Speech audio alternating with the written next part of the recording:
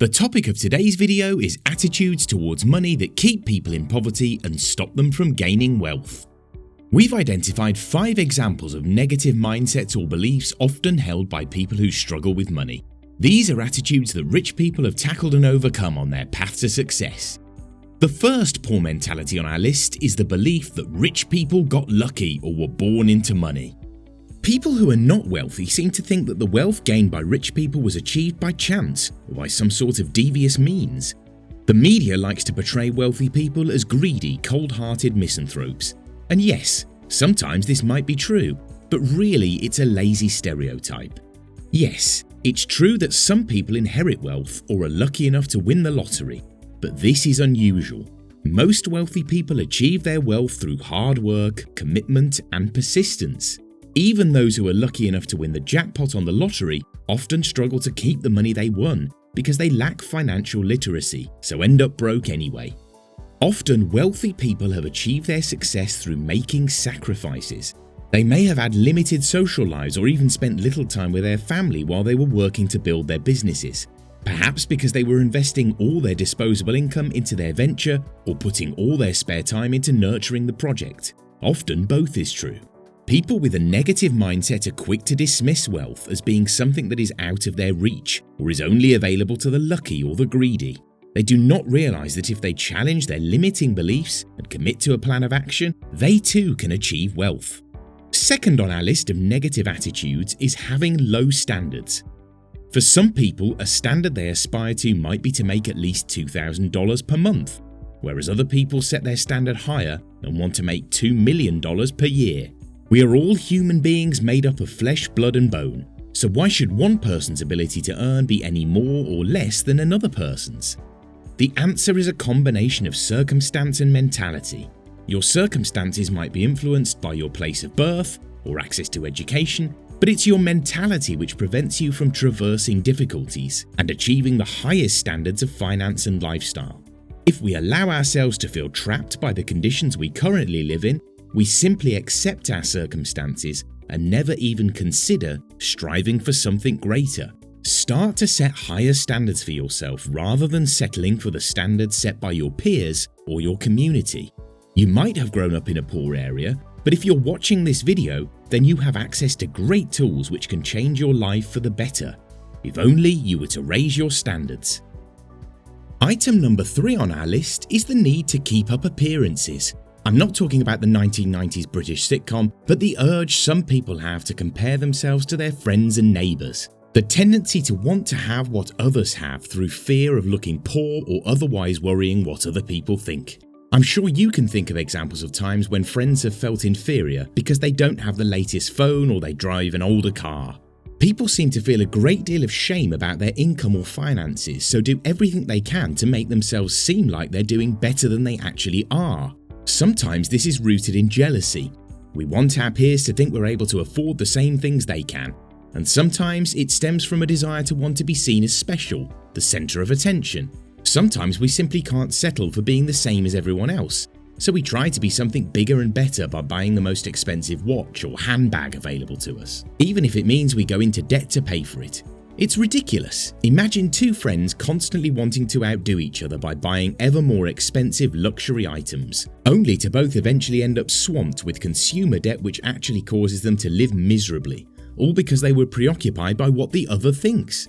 At the end of the day, real friendships are based on thoughtfulness and consideration, not on material items. I don't know about you, but I wouldn't think any less of a friend who had an older phone or a simpler car. Things like that don't matter to me, and I firmly believe they don't actually matter to most people. The problem is we think that people care about these superficial things, so we fall into the traps of buying expensive stuff even when we can't afford to. To overcome this mentality, I would like to point out to you that some of the richest people on this planet do not wear the fanciest clothes or drive the most expensive cars. Many successful entrepreneurs have achieved their success by being frugal. Some examples that spring to mind include Facebook founder Mark Zuckerberg, who's known for his simple no-frills wardrobe. Or how about stock market oracle Warren Buffett? He's been known for his frugality. The Berkshire Hathaway CEO has lived in the same house he bought in 1958 and reportedly drives older, modest cars which you can get a good deal on. If these guys, some of the richest people on the planet, don't feel the need to flex their wealth, then you certainly don't. I'd rather be the guy with an average car wearing affordable clothes and a modest house than have sleepless nights worrying about how I'm going to make the repayments on the sports car, designer wardrobe and luxury apartment I got to make myself look like I'm doing better than the next guy who's probably also faking it too. Next on the list is the "it's not my fault" syndrome. This is the attitude that many people have and is characterized by an inability to take responsibility. These people always have excuses and are quick to blame their circumstances or failures on other people or their surroundings. Like in the earlier item on our list, these people like to blame their misfortunes on the place they were born, the school they went to, or the influence of their parents. Nothing is ever their fault, and they never seem to want to buck the trend. They accept their fate and carry on with their lives, never asking what they themselves can do to change their circumstances. After all, their friends and family are in the same position, so why should they be any different? This leads nicely onto point number 5, following the herd mentality. This is the attitude where people are scared to go their own way, do their own thing, or in any way deviate from what they consider the social norm. They see their friends and their family's attitudes towards money.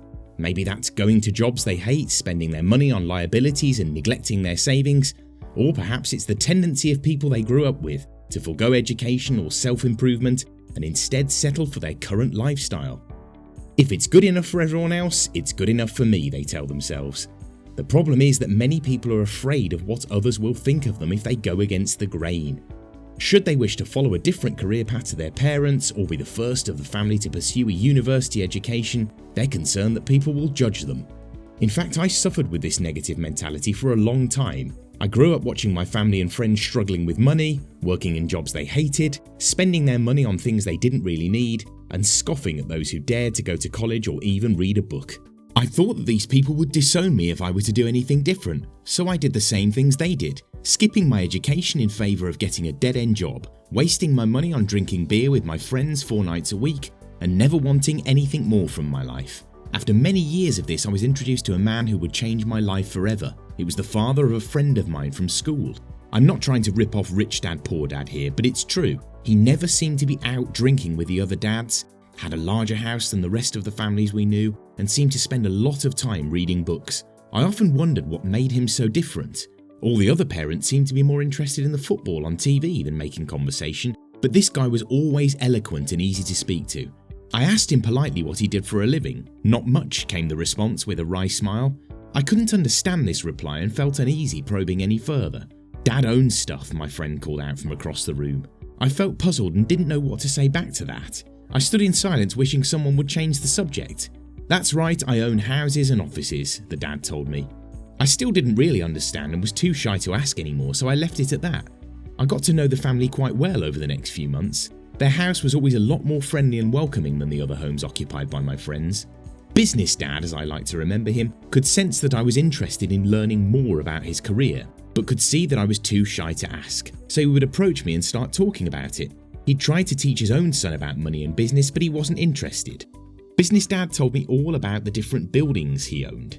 "You know that laundrette on the corner by the subway? I own that and the apartment above it," I remember him telling me. I still didn't really understand at this point how all this meant he was able to spend so much time sitting around reading books, but I realised years later it was because he had developed a passive source of income.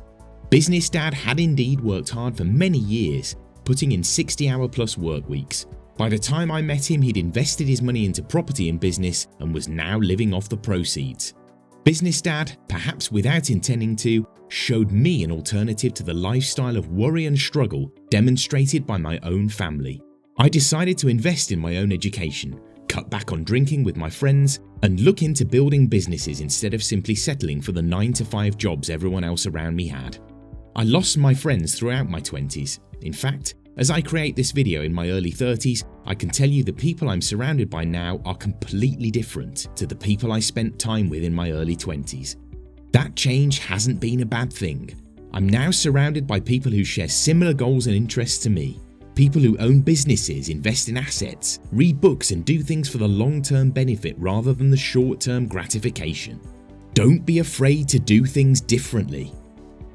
If you've enjoyed this video, feel free to subscribe to the channel for more content on financial education, entrepreneurship, and self-development. You'll find links to our social media pages in the video description below.